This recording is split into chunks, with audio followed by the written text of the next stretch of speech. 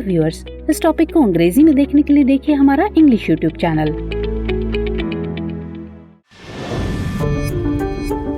दृष्टि आईएएस के to the point programme में आपका स्वागत है। आज के एपिसोड में हम बात करेंगे आदर्श आचार संहिता की, लेकिन सबसे पहले जान लेते हैं कि टॉपिक आखिर खबरों में क्यों है। भारत निर्वाचन आयोग द्वारा कर्नाटक विधानसभा चुनावों के लिए मतदान की तारीखों की घोषणा के साथ ही कर्नाटक में आदर्श आचार संहिता यानी मॉडल कोड ऑफ कंडक्ट लागू हो गई है। चलिए जानते हैं कि आदर्श आचार संहिता क्या है। यह चुनावों से पहले राजनीतिक दलों और उम्मीदवारों को विनियमित करने के लिए चुनाव आयोग द्वारा जारी दिशा निर्देशों का एक समूह है। ये चुनाव आयोग को संसद और राज्य विधानसभाओं के स्वतंत्र एवं निष्पक्ष चुनावों की देखरेख और संचालन करने की शक्ति देती है।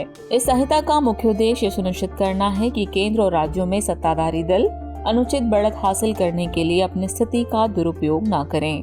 ये चुनाव कार्यक्रम की घोषणा की तारीख से चुनाव परिणाम तक लागू रहती है।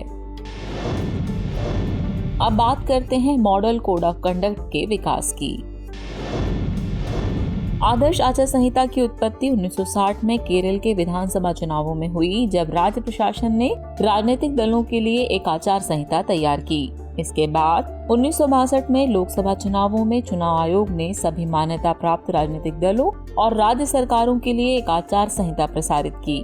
1991 में चुनाव के नियमों के बार बार उल्लंघन और भ्रष्टाचार जारी रहने के बाद चुनाव आयोग ने संहिता को और सख्ती से लागू करने का फैसला किया।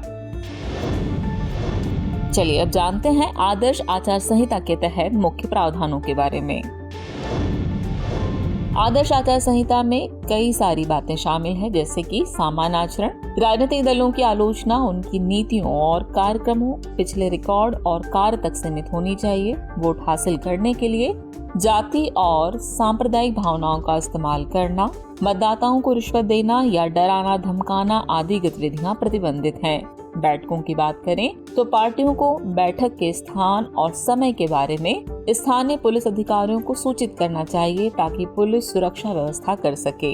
वहीं जुलूस के मामले में प्रावधान है कि यदि 2 या 2 से अधिक उम्मीदवार एक ही मार्ग से जुलूस निकालने की योजना बनाते हैं तो आयोजकों को किसी भी टकराव से बचने के लिए पहले से संपर्क स्थापित करना चाहिए।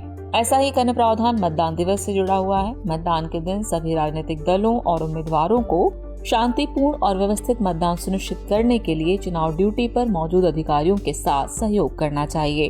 दलों को मतदान के दिन और उससे 48 घंटे पहले शराब बांटने से बचना चाहिए। मतदान केंद्र की बात करें तो केवल मतदाता और चुनाव आयोग से वैध पास वाले लोगों को ही मतदान केंद्रों में प्रवेश करने की अनुमति है। पर्यवेक्षक के संबंध में ये प्रावधान है कि चुनाव आयोग पर्यवेक्षकों की नियुक्ति करेगा जिन्हें कोई भी उम्मीदवार चुनाव के संचालन के संबंध में समस्याओं की रिपोर्ट कर सकता है। सत्ताधारी दल यानी रूलिंग पार्टी के संबंध में प्रावधान किया गया है। सत्ताधारी दल यानी रूलिंग पार्टी के संबंध में प्रावधान किया गया कि एमसीसी ने 1979 में सत्ताधारी दल के आचरण को विनियमित करते हुए कुछ प्रतिबंध लगाए, जैसे मंत्रियों को आधिकारिक यात्राओं को चुनाव कार्य के साथ नहीं जोड़ना चाहिए या इसके लिए आधिकारिक मशीनरी का उपयोग नहीं करना चाहिए। साथ ही पार्टी को सरकारी खजाने की कीमत पर विज्ञापन देने या प्रचार के लिए आधिकारिक जनसंचार माध्यमों का उपयोग करने से बचना चाहिए।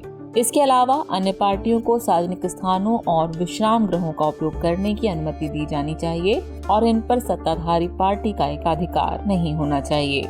और आखिर में बात चुनाव घोषणा पत्र की, तो वर्ष 2013 में जोड़े गए ये दिशा निर्देश पार्टियों को ऐसे वादे करने से रोकते हैं जो मतदाताओं पर अनुचित प्रभाव डालते हैं।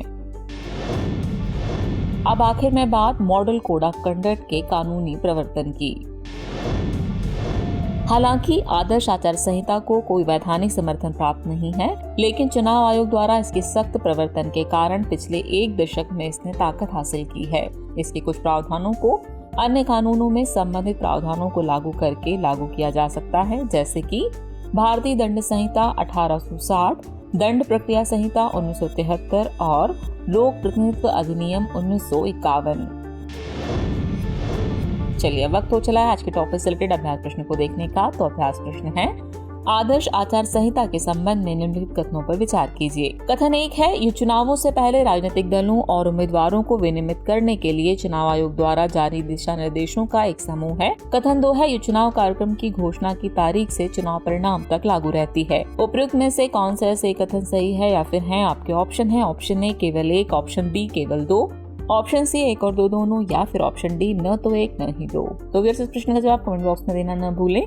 जल्दी मिलते हैं नए एपिसोड में किसी और नए टॉपिक के साथ। तब तक के लिए शुक्रिया।